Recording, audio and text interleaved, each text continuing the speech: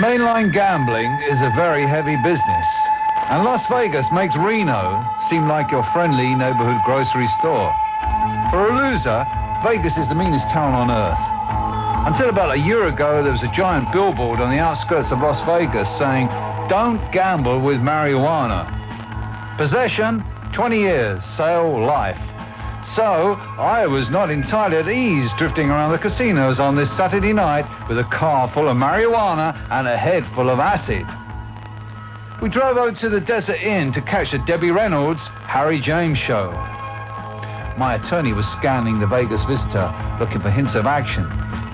"How about Nickel Nick's Slot Arcade?" he said. "Hot slots, that sounds heavy. 29-cent hot dogs." Suddenly, people were screaming at us. We were in trouble. Two thugs wearing red gold military overcoats were looming over the hood. "What the hell are you doing?" one screamed. "You can't park here." "Why not?" I said. It seemed like a reasonable place to park. Plenty of space.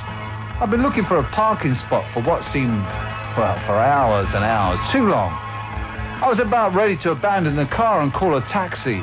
But then, yes, we found this space, which turned out to be the sidewalk in front of the main entrance to the Desert Inn.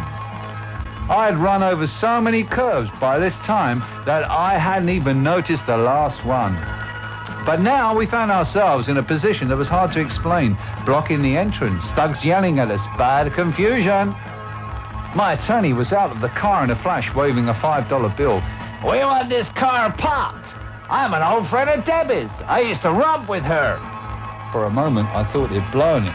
Then one of the doormen reached out for the bill, saying, Okay, take care of it. I'll take care of it." And he tore off a parking stub.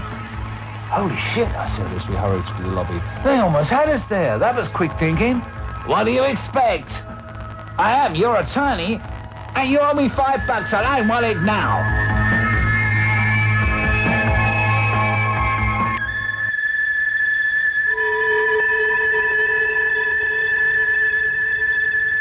We approached the grand ballroom full of confidence, but they refused to let us in. "We were too late," said a man in a wine-colored tuxedo. "The house was already full. No seats left at any price." "F*** seats," said my attorney. "We're old friends at Debbie's. We drove all the way from L.A. for this show, and we got out well going to get in."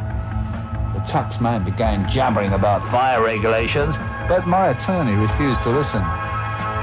Finally, after a lot of bad noise, he let us in for nothing, provided we would stand quietly in the back and not smoke.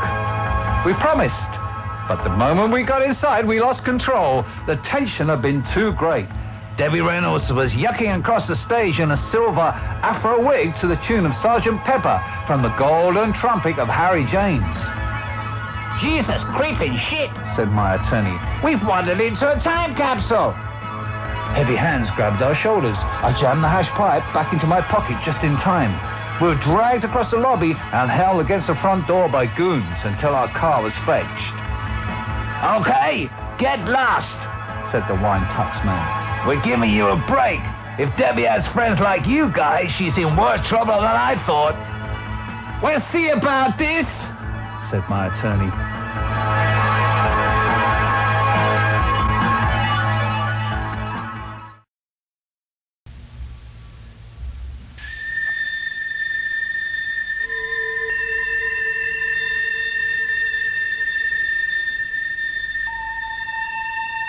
Good mescaline comes on slow. The first hour is all waiting. And about halfway through the second hour, you start cursing the creep who burned you because nothing's happening. And then zang! Fiendish intensity, strange glow and vibrations. A very heavy gig in a place like the Circus. "I hate this," said my attorney as we sat down in the merry-go-round bar. "This place is getting to me. I think I'm getting the fear." The ether was wearing off. The acid was long gone, but the mescaline was running strong. We were sitting at a small, round, gold formica table, moving in orbit around the bartender. He signaled to the waitress for 2 more wild turkeys. "This is my last drink," he said. "How much money can you lend me?" Not much," I said. "Why?" "I have to go," he said. "Go?" Yeah, leave the country tonight. I could see he was on the edge. That fearful intensity that comes at the peak of a mescaline seizure. Okay, let's pay the bill and get up very slowly. We're both out of our heads, and this is going to be a long walk. I got him as far as the edge of the bar, the rim of the merry-go-round, but he refused to get off until it stopped turning. He won't stop! It's never gonna stop! I stepped off and turned round to wait for him, but he wouldn't move. And before I could reach out for him, he was carried away. Don't move! I shouted. You'll come round! His eyes were staring blindly ahead, squinting with fear and confusion. And he didn't move a muscle until he made the whole circle. This made me very nervous. I felt on the verge of a freak-out. And the bartender seemed to be watching us. I stepped onto the merry-go-round and hurried around the bar, approaching my attorney on his blind side. And when we came to the right spot, I pushed him off. He staggered into the aisle and uttered a hellish scream as he lost balance and went down thrashing into the crowd, rolling like a log, then up again in a flash, fist clenched, looking for somebody to hit. I approached him with my hands in the air, trying to smile. Hey, you fell, I said. Let's go.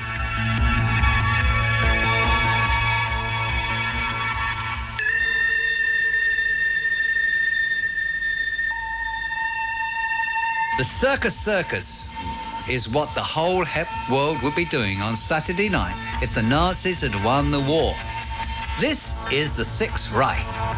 The ground floor is full of gambling tables like all the other casinos, but the place is about 4 stories high in the style of a circus tent. And all manner of strange country fair, Polish carnival madness is going on in this space. Right above the gambling tables, the 40 flying Carrasito brothers are doing a high-wire trapeze act, along with 4 muzzled wolverines and 6 nymphette sisters from San Diego.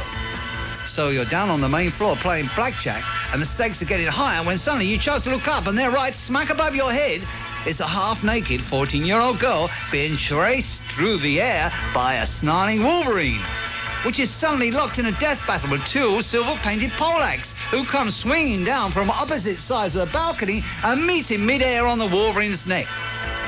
This madness goes on and on, but nobody seems to notice.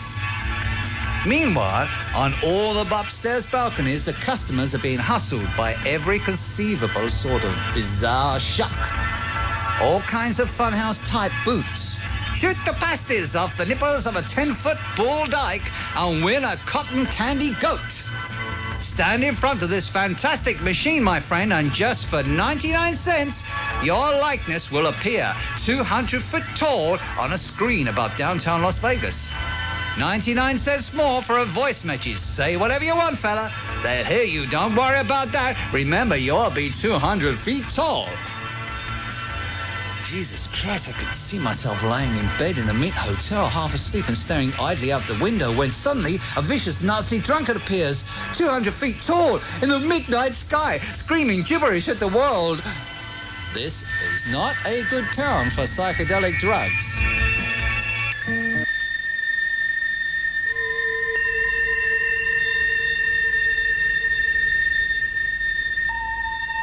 The waitress was passively hostile, but I was accustomed to that. She was a big woman, a burned-out character of Jane Russell.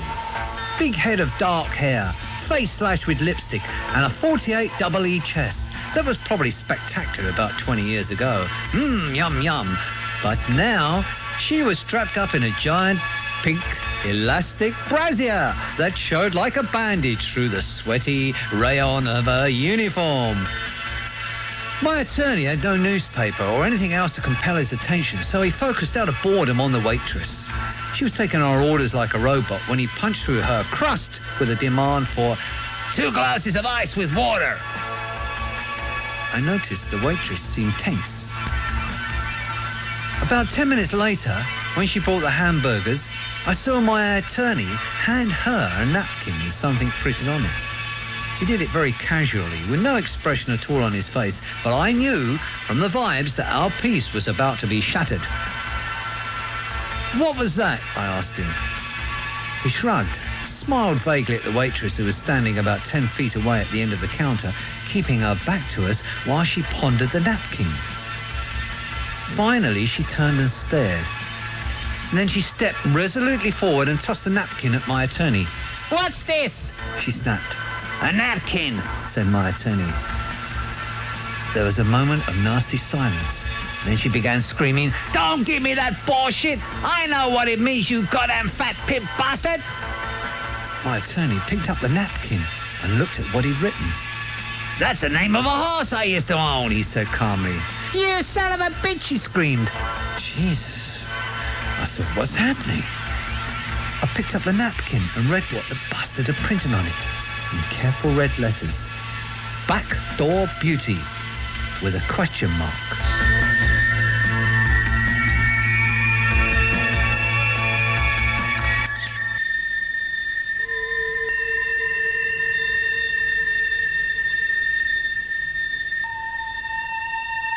I was slumped on my bed in the Flamingo, feeling dangerously out of phase with my surroundings. Something ugly was about to happen. I was sure of it. The room looked like the site of some disastrous zoological experiment involving whiskey and gorillas. The 10-foot mirror was shattered, but still hanging together. Bad evidence of that afternoon when my attorney ran amok with a coconut hammer, smashing the mirror and all the light bulbs. We'd replaced the lights with a package of red and blue Christmas tree lights from Safeways, but there was no hope of replacing the mirror. My attorney's bed looked like a burned-out rat's nest. Fire had consumed the top half, and the rest was a mass of wire and charred stuffing. Luckily, the maids hadn't come near the room since the awful confrontation on Tuesday. I had been asleep when the maid came in that morning. We'd forgotten to hang the Do Not Disturb sign out, so she wandered to the room and startled my attorney, who was kneeling, stark naked in the closet, vomiting into his shoes. He thought he was actually in the bathroom, and then suddenly looking up to see a face of a woman looked like Mickey Rooney staring down at him. He was unable to speak. "She was holding that mop like an axe handle," he said. "So I came out of the closet in a kind of running crouch, still vomiting, and hit her right at the knees. It was pure instinct. I thought she was going to kill me. And then when she screamed, that's why I put the ice bag in her mouth." Yes, I remember the scream, one of the most terrifying sounds I'd heard. I woke up and saw my attorney grappling desperately on the floor right next to my bed with what had appeared to be an old woman. The room was full of powerful electric noise, the TV set hissing at top volume on a non-existent channel. I could barely hear the woman's muffled cries as she struggled to get the ice bag away from her face. But she was no match for my attorney's naked bulk, and he finally managed to pin her in a corner behind the TV set, clamping his hands round her throat while she babbled pitifully, "Please, please, I am only the maid. I mean nothing, I mean nothing."